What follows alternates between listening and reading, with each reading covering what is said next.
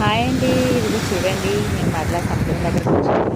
ఇదిగో చూడండి, పిల్లలైతే సముద్రంలో ఈతలు కొడుతూ ఉన్నారు. ఈ పిల్లలైతే స్కూల్ బంక్ కొట్టే ఉంటారు వీళ్ళు ఈరోజు. చూసారా ఎంత బాగా ఉందో అలలు.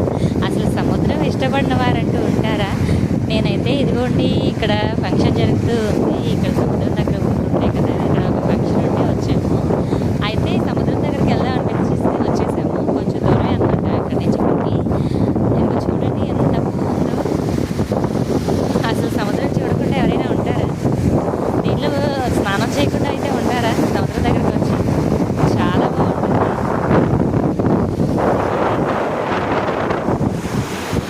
సముద్రం ఎలా ఉందో చూడండి,